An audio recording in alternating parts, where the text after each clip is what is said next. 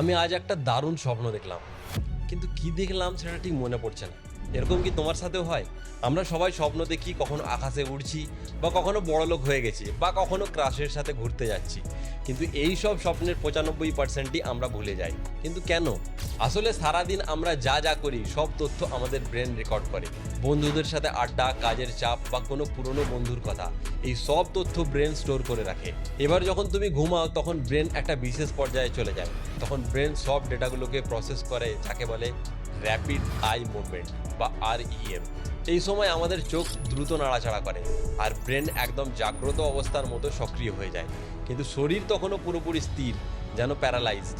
জেগে থাকা অবস্থায় ব্রেন এত বিজি থাকে যে এই ডেটাগুলোকে গুছিয়ে রাখার সময় পায় না। তাই REM পর্যায়ে মস্তিষ্ক সারা দিনের ঘটনা, আবেগ আর পুরনো স্মৃতি মিক্স করে একটা গল্প তৈরি করে।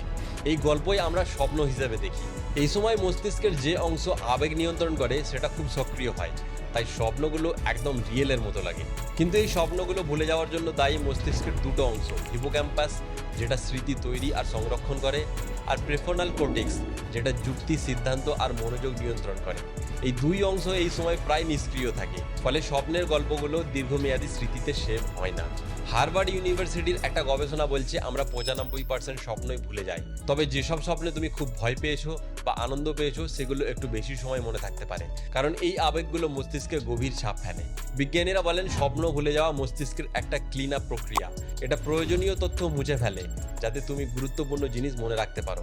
কিছু গবেষক বলেন স্বপ্ন ভুলে যাওয়া আমাদের মানসিক স্বাস্থ্যের জন্য ভালো। সব স্বপ্ন যদি আমাদের মনে থাকতো তাহলে বাস্তব আর স্বপ্নের মধ্যে আমরা গুলিয়ে ফেলতাম। তাহলে পরের বার যখন স্বপ্ন দেখে ভুলে যাবে, মনে করবে তোমার ব্রেন একদম ঠিকঠাক কাজ করছে। আর এই ভিডিওটা তোমার সেই বন্ধুকে পাঠাও যে রোজ রাত্রে স্বপ্ন দেখে। আর এরকমই আরো ইনফরমেটিভ ভিডিওর জন্য stay tune with the Bong data.